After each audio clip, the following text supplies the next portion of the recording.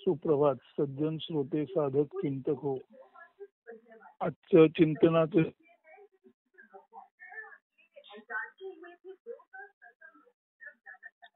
हो मृत्यू तुम दोनों ही शंभो.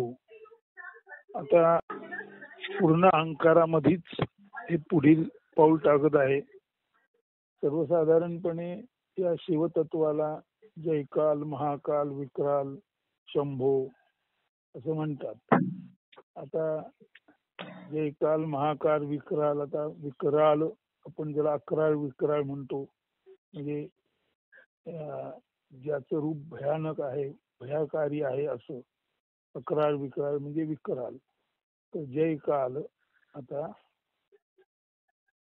या काळाचा म्हणजे काळाच्या देवाचा जय जयकार असो, म्हणजे शंकराचा जय जयकार असो. जयकाल विकराल, काळाला सुद्धा भीती वाटेल असा जो स्वतः अकराळ विकराळ आहे अशा या शिवाचा जय जयकार असो. महाकाल, काळाचा सुद्धा काळ म्हणजे काळाचाही स्वामी असा महाकाल, त्याचा जय जयकार असो. म्हणून जयकाल, विकराल, महाकाल, शंभो. पुढचे महत्वाचे, जीवन हो मृत्यू तुम दोनों ही शंभो.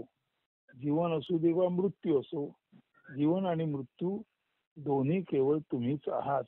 आता हे समजून घ्यायचं आहे, जीवन आणि मृत्यू दोन्ही केवळ तुम्हीच आहात. याचा अर्थ असा आहे की चेतना जेव्हा निर्गुण निराकार होती तेव्हा ती चेतना निर्गुण निराकार असल्यामुळे त्याच्यातून काहीच निर्माण झालेलं नाही.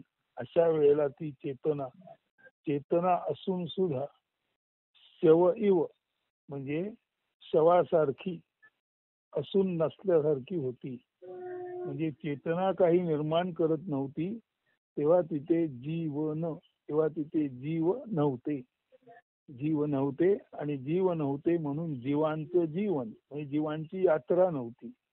म्हणून मूळ शिवतत्व हे मृत्यू पण आहे. मृत्यू आहे याचा अर्थ एवढाच आहे की मूळ शिवतत्व म्हणजे डॉर्मंट एनर्जी आहे. ज्या वेळेला काही निर्माण झालेलं नव्हतं त्या कारणाने ती होती का नव्हती कळत नव्हतं, अशी ती शिवचेतना किंवा असं ते ब्रह्मतेज जे मुळामध्ये काही निर्माण करत नव्हतं तेव्हा ते मृत्यू म्हणून ओळखलं जायचं. आता ते मृत्यू म्हणून ओळखलं जायचं हे कधी ओळखलं गेलं, त्याच्यातून काही जन्माला आलं परत मेलं तेव्हा. म्हणजे जेव्हा चेतना नुसती डॉर्मंट होती तेव्हा त्या चेतनेचा बोध होऊ शकत नव्हता. परंतु त्या डॉर्मंट चेतनेतून म्हणजे असून नसल्यासारख्या शववत शिवचेतनेतून जेव्हा बहुश्याम पद्धतीने म्हणजे चेतनेवर दाब पडला आणि त्या चेतनेवर पडलेल्या दाबामुळे त्या चेतनेतून जेव्हा चेतनेचे तुषार बाहेर आले आणि ते तुषार शरीराच्या आत शिव म्हणून आणि त्या चेतना तुषाराच्या बाहेर जे शरीर होतं ते जीव म्हणून.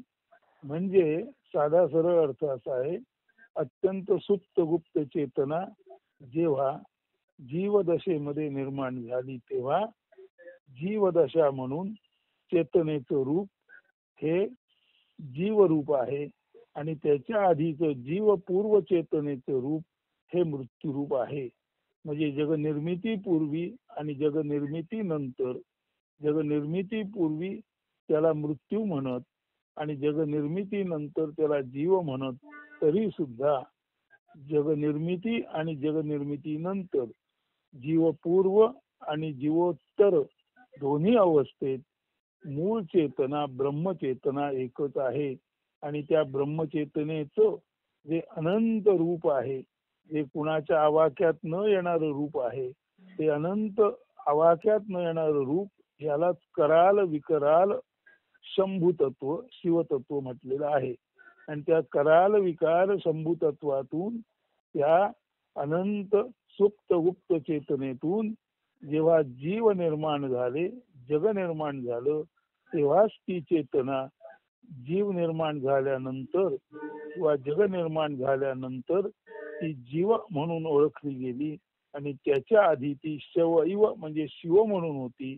म्हणून निर्गुण निराकार हे शिव तत्व शव इव आहे आणि सगुण साकार हे जव इव जवासारखंच किंचित आकारात आलेलं जीवतत्व आहे.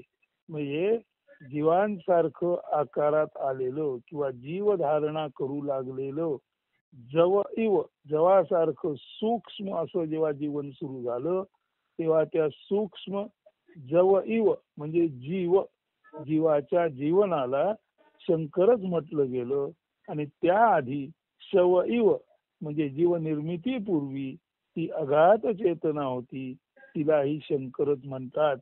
म्हणजे जन्मपूर्व आणि जन्मोत्तर, जीवनपूर्व आणि जीवनोत्तर, विश्व उद्भवापूर्व आणि विश्व उद्भवानंतर जी चेतना आहे त्याच चेतनाला पूर्वी शिवतत्व म्हटले जाते आणि नंतर जीवतत्व म्हटले जाते.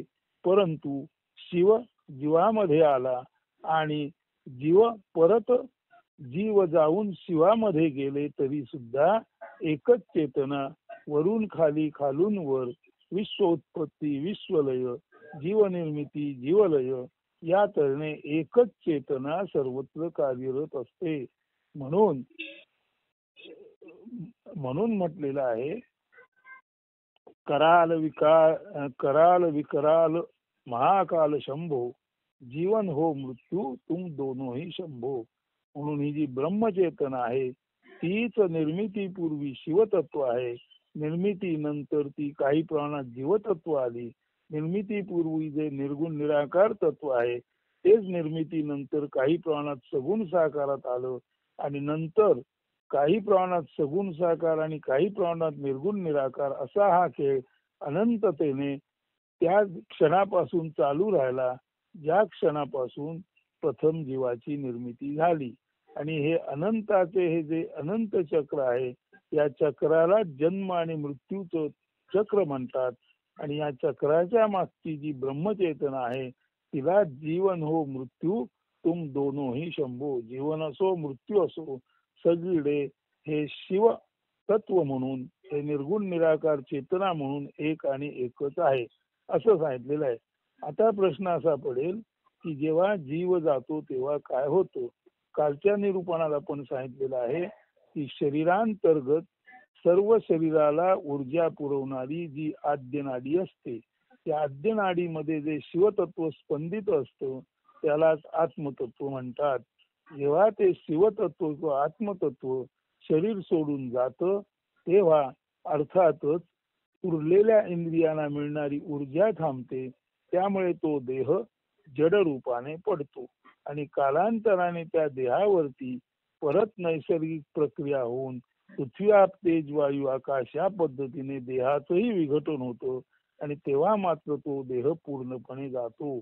म्हणून देह निर्माण होणं, देह काही काळ जिवंत असणं, नंतर त्यातलं आद्य तत्व शिवतत्व निघून जाणं, त्यानंतर देहाचं विघटन होणं आणि त्यानंतर तो पूर्णत्वाने देह नष्ट होणं असं हे जीवन असतं. असं हे सर्व जीवांचं जीवन असतं.